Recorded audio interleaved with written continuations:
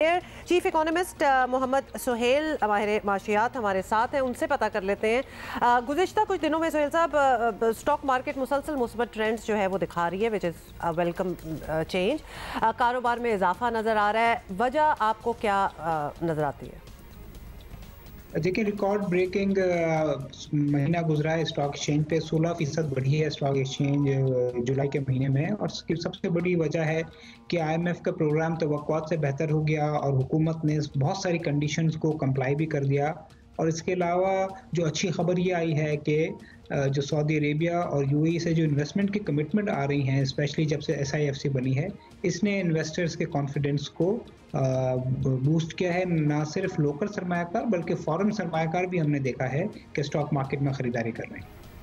अच्छा, अब इस सारे खसरात की बात कर लेते हैं। स्टॉक मार्केट की हमने बात की, गैर मुल्की सरमायाकारी का आप जिक्र कर रहे हैं। दुनिया के दीगर ममालिक के साथ भी जो मुश्तरका मनसूबे थे, इनमें इन्वेस्टमेंट बढ़ी है, IMF बज़ाहिर मुतमईन है, ये सब बड़ी मुस्बत वाइब्स हैं। तो क्या मुल्की मईशत एक बेहतर शक्ल में हम समझें आ गई है, या अभी चैलेंजेस और भी हैं?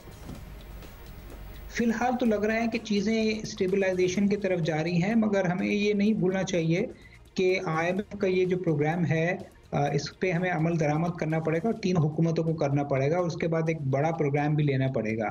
जहाँ तक ये जो इन्वेस्टमेंट्स आ रही हैं, चाहे वो रिफाइनरी प्रोजेक्ट्स में हो या रिकोडिक में हो, वो बड़े इनिशियल स्टेजेस पे है, MOUs साइन हो रहे हैं, और वो इम्प्लीमेंटेशन उसकी जब ही होगी कि जब पाकिस्तान एक इकोनॉमिक स्टेबलाइजेशन के फेज से गुजरेगा। तो मेरे ख्याल में it's too early to comment कि ये कितनी बड़ी इन्वेस्टमेंट आएंगी, मगर अभी अव्वल तो ये कि पाकिस्तान को अगले 9 महीने IMF के कंडीशंस के मुताबिक गुजारने हैं, ताकि ये जो सरमायाकारी के जो MOUs हो रहे हैं वो फिर पाया तकमील तक पहुंच सकें।